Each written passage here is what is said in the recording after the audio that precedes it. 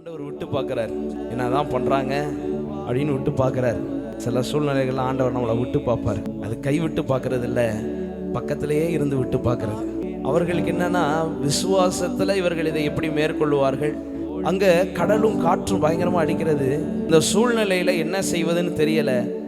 சீஷர்கள் உடனே அவர்கள் எல்லா முயற்சியும் பண்ணி பார்த்தாங்க, ஃபிசிக்கல் ஸ்ட்ரென்த்தில் எல்லா முயற்சியும் பண்ணி பார்த்தாங்க.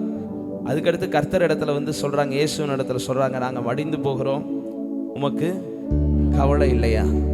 அதை யோசிச்சு பார்க்குற போது அதை மாதிரி ஒரு முட்டாள்தனமான ஒரு ஜபம் எதுவுமே இருந்திருக்காது.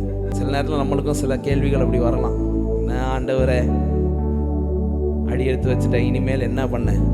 நீங்கள் தானே போகணும்னு சொன்னீங்க, அக்கறைக்கு போவோம் வாருங்கள்னு சொன்னது யார்? நானா சொன்னேன்?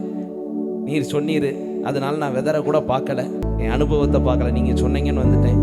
இப்போ அக்கறைக்கு போவோன்னு சொல்லிட்டு இப்படி தூங்குறீர், நாங்கள் மடிந்து போகிறோம். உங்களுக்கு சில நேரத்தில் ஆண்டவர் நம்மளுடைய முட்டாள் ஜபங்களையும் கேட்டு இறக்கப்பட்ட ஆண்டவர் உதவி செய்கிறார். அல்லேலூயா. எனக்கு அதில் இன்னொரு அழகான காரியம் என்னன்னா, நான் யோசிச்சு பார்க்குற போது ஆண்டவர் வச்சது டெஸ்ட்டு, விசுவாசத்துக்காக வச்ச டெஸ்ட்டில் அவங்க ஆக்சுவலாக என்ன ஆகிட்டாங்கன்னா ஃபெயில் ஆகிட்டாங்க.